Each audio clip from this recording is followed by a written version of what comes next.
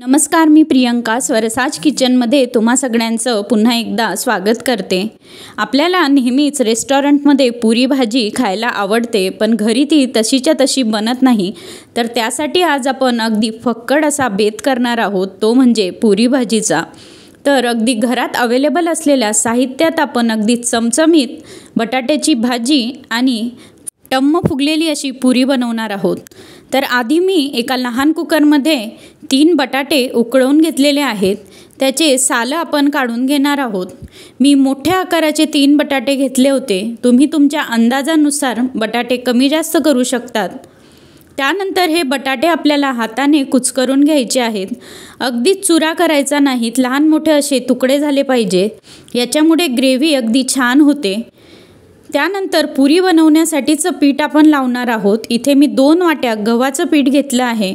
चवीनुसार मीठ मी यात टाकून घेतलं आहे। थोडीशी साखर मी यात घालणार आहे, त्यामुळे पुरी कुरकुरीत आणि ब्राऊन रंगाची बनते। 1 चमचा तेल गरम करून आपण या पिठावर ओतून घेणार आहोत। यामुळे पुरी खूप वेळ कुरकुरीत राहते। आधी आपण हे गरम असल्यामुळे चमच्याच्या साहाय्याने मिक्स करून घेणार आहोत व थोडं थोडं पाणी घालत आता आपण पीठ मळून घेणार आहोत। चपातीपेक्षा थोडंसं घट्ट आपण हे पीठ मळून घेणार आहोत व आधीच 15 ते 20 मिनिटं हे आपण मळून एका बाजूला ठेवणार आहोत। माझं पीठ आता मळून तयार झालेलं आहे। याला मी 2 थेंब तेल लावून पुन्हा एकदा थोडंसं मळून घेणार आहे। त्यानंतर याच्यावर एक भांडं ठेवून आपण हे बाजूला करून देणार आहोत। आता फोडणीसाठी तेजपान, 1 कांदा, 1 टोमॅटो, आलं लसूणची पेस्ट आणि कढीपत्ता आपल्याला लागणार आहे। एका भांड्यात मी 2 ते 3 चमचे तेल टाकून घेतलेलं आहे। तेल तापल्यावर यात आपण जिरं मोहरीची फोडणी करणार आहोत। त्यानंतर आपण मी यात तेजपान घालून घेत आहे। तुम्हाला खडे मसाले हवे असल्यास तुम्ही या स्टेजला घालू शकतात। आता कढीपत्ता देखील आपला तडतडला आहे।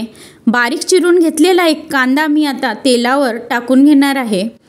कांदा मऊ होईपर्यंत आपण इथे परतवून घेणार आहोत। तुम्ही पाहू शकतात कांदा आता मऊ झाला आहे। यात मी 1 लहान टोमॅटो कापून घेतलेला होता, तो देखील मऊसर होईपर्यंत आपल्याला 1 ते 2 मिनिटं तेलावर परतवून घ्यायचं आहे। यात मी आता आलं लसूणची पेस्ट घालून घेणार आहे। ती आपण थोडीशी तेलावर भाजून घेणार आहोत। त्यानंतर यात आता आपण मसाले घालून घेणार आहोत। अर्धा चमचा हळद, तसेच 1 चमचा लाल तिखट, 1 चमचा धने पावडर आणि तुमच्याकडे अवेलेबल असलेला गरम मसाला तुम्ही 1 चमचा वापरा। हे सगळं आपण मिनिमम गॅस करून पुन्हा तेलावर 1-2 मिनिटं तेल सुटेपर्यंत परतवणार आहोत। छान आता मसाल्याला तेल सुटलेलं आहे। यात जो बटाटा आपण अर्धवट मॅश केलेला होता, तो आपण मसाल्यात घालून घेणार आहोत। तो देखील या मसाल्याबरोबर आपल्याला परतवून घ्यायचा आहे। असा बटाटा करून घेतल्यामुळे आपली ग्रेव्ही दाटसर बनते व अगदी छान मिळून ही भाजी येते। आता मी हे मिक्स करून घेतलं आहे। यात मी 1 ग्लास गरम पाणी ओतून घेणार आहे। आता यात मी चवीनुसार मीठ घालून घेत आहे। मीठ घातल्यानंतर 5 ते 7 मिनिटं याला आपल्याला छान उकळवून घ्यायचं आहे। यात आता बारीक चिरलेला कोथिंबीर आपण घालून घेणार आहोत। तुम्ही पाहू शकता अगदी छान रंगावर आणि छान कन्सिस्टन्सीची आपली भाजी बनवून तयार झालेली आहे। आता झटपट आपण पुऱ्या देखील तळून घेऊया। या पिठाला थोडंसं मऊ करून मी याच्या लाट्या करून घेणार आहे। अगदी छोट्या छोट्या लाट्या तुम्ही याच्या करून घ्या। लाट्या करून झाल्यानंतर 1-2 थेंब तेल वापरून याला मी लाटून घेणार आहे। पुरी लाटताना लक्षात ठेवा, अगदी बारीक किंवा खूप जाड अशी आपल्याला लाटायची नाही। मी दाखवल्याप्रमाणे अशी तुम्ही पुरी लाटून घ्या। तेल आता आपण पुरीसाठी गरम करत ठेवूया। तेल तापल्यानंतर यात मी पुरी टाकून घेतलेली आहे। तेल आपलं छान गरम पाहिजे, तर पुरी टम्म अशी फुगून येते। एका बाजूने पूर्ण ब्राऊन झाल्यावर त्याला मी उलटवून घेणार आहे व दुसऱ्या बाजूने देखील छान ब्राऊन करून घेणार आहे। हे पहा, छान टम्म आपली पुरी बनून तयार आहे।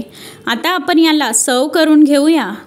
ही फुल डिश तुम्ही बनवू शकतात आणि पाहुणे मंडळी आल्यास देखील ही डिश सर्व करू शकतात। ताटाला कांदा आणि लिंबू लावून आपण बटाट्याची रस्सेदार भाजी आणि टम्म फुगलेल्या पुऱ्या अशा सर्व करा. सगळे अगदी आवडीने खातील. आपली पुरी देखील तुम्ही पाहू शकता अगदी कुरकुरीत बनलेली आहे. मी देखील ही रेसिपी बनवा आणि स्वरसाज किचनला सबस्क्राईब करायला विसरू नका. धन्यवाद.